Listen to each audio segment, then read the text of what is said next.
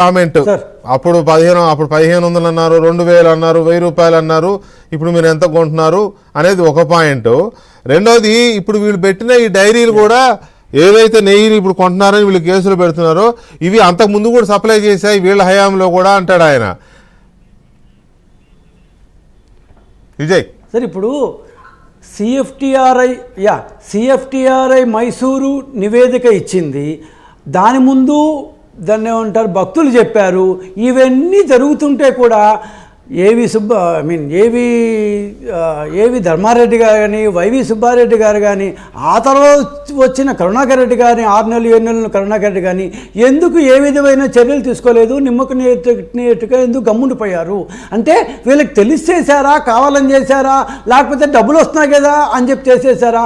ఎందుకు ఏమాత్రం ఇప్పుడు సిఎఫ్టిఆర్ఐ మైసూరు నివేదిక వచ్చిందా లేదా ఏమో నాకు తెలియదు, వచ్చిండొచ్చేమో, నాకైతే నా దగ్గర రాలేదు అన్నాడు. మీకు దాన్ని కొనుగోలు కమిటీ ఉంటాయి, సాంకేతిక కమిటీ ఉంటాయి, ఈ రిపోర్ట్లు ఏవి మీరు చూడలేదా? ఏమో నా దగ్గర రాలేదు వాడు. సింపుల్గా బూతులు మారుతాను అనుకోకపోతే మరి చైర్మన్గా ఏం పీకినట్టు? చైర్మన్గా మీరు అక్కడ ఏం పీకినట్టు? 3 సంవత్సరాల పాటు ఏం చేశారు మీరు అసలు? మరి ఏమీ చేయకపోతే నాకేమీ తెలియదు, అన్నీ నేను చాలా అమాయకుణ్ణి అని ఆయన చెప్పడం, ఆయనకు వత్తాసుగా ఈయన 3 గంటల సేపు ప్రెస్ కాన్ఫరెన్స్ పెట్టి చెప్పడం ఏంటిది? ప్రతి ఒక్కరికి తెలుసు. ఒకరోజు కాదది 2020 నుంచి దాదాపు 3-4 సంవత్సరాల పాటు వరుసగా జరిగింది. అందరికీ తెలుసు, చెప్పారు. ఒకరోజు కాదు, 2 రోజులు కాదు, 3 రోజులు కాదు. ఇది పత్రికా మాధ్యమాల్లో, టీవీల్లో ఇందాక భాను చెప్పినట్టు డైరెక్ట్గా పోయి చైర్మన్ దగ్గరికే పోటు కార్మికులు చెప్పారు. ఎందుకు చర్యలు తీసుకోలేదు?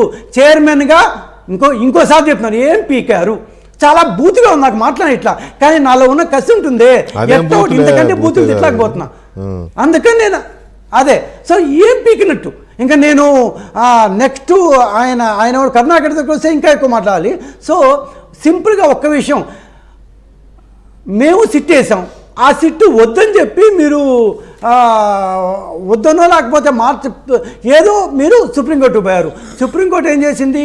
మేము పెట్టిన కొంతమంది ఆఫీసర్లని, వాళ్ళు పెట్టిన కొంతమంది ఆఫీసర్లని ఇద్దరిని ఇచ్చింది. వాళ్ళు దాదాపు 1.5 year పాటు చేసి రకరకాలుగా చేసి దీంట్లో వెజిటబుల్ ఫ్యాట్ కాదు, దీంట్లో ఉన్నవి నానో గ్లిజరైడ్స్, అసిటిక్ యాసిడ్ అని రకరకాల పేర్లు చెప్పారు. ఈ పేర్లన్నీ మనం పవిత్రంగా భావించే లడ్డులో ఉన్నాయని తెలిస్తే కడుపు రగిలిపోదా? కాదు, రిపోర్ట్ ఏమొచ్చింది?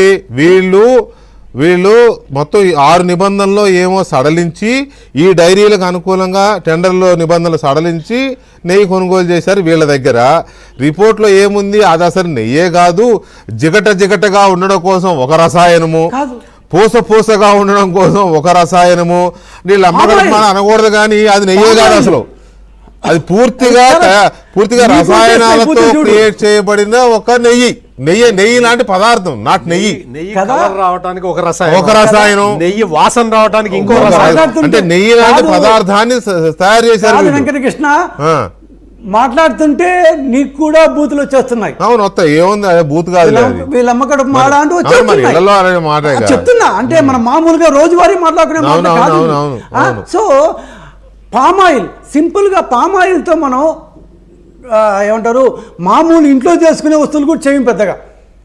మామూలుగా మనం అసలు ఏమంటారు వంటల్లో కూడా మనం పామాయిల్ పెద్ద వాడాం. అట్లాంటి పామాయిల్ని వాడి 3 సంవత్సరాల పాటు 3.5 సంవత్సరం పాటు దేవుడికి సమర్పిస్తుంటే ఇవాళ పొద్దున్న జగన్మోహన్ రెడ్డి ఒక పదం చాలా వాడాడు, చంద్రబాబు గాడిదలుగా వస్తున్నాడా అంటూ. ఇదే పదం మీరు గాడిదలుగా వస్తున్నారా? ఏ గాడిదలుగా వస్తున్నారు? చైర్మన్గా నువ్వు గాడిదలుగా వస్తున్నావా? ఇన్ని సంవత్సరాల పాటు 3.5 సంవత్సరం పాటు లడ్డులో ఇవన్నీ కలుపుతుంటే, పామాయిల్ కలుపుతుంటే, అస్టిక్ యాసిడ్ కలుపుతుంటే, నానో గ్లిజరైడ్స్ కలుపుతుంటే, కొనుగోలు కమిటీలు, మీ క్వాలిటీ కమిటీలు, సిఎఫ్టిఆర్ఐ మైసూరు నివేదికలు, మీ బోర్డు మెంబర్లు అందరూ అప్పట్లో మీ జగన్మోహన్ రెడ్డి గారు వేసిన బోర్డు మెంబర్లు, మీ ఈఓ అందరూ ఏ గాడిదలుగా వస్తున్నారు? ఏం చేస్తున్నారు? పీకుతున్నారా? ఏం పీకుతున్నారు? దిస్ ఈజ్ భక్తులు ఎందుకు ఇలా మోసం చేశారు?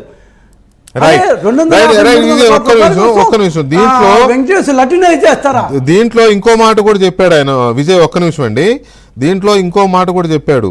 సార్. ఇప్పుడు వీళ్ళు కేసు పెట్టి అరెస్ట్ చేసి ఎవరైతే 4 కోట్లు 5 కోట్లు నొక్కేశాడు వైవేస్ సుబ్బారెడ్డి గారి పిఏ అప్పయ్య అంటున్నారో నేను ఆరాధీశాను. చిన్నప్పన్న. అసలు అతను సుబ్బారెడ్డి పిఏనే కాదు, వేమిరెడ్డి ప్రభాకర్ రెడ్డి పిఏ.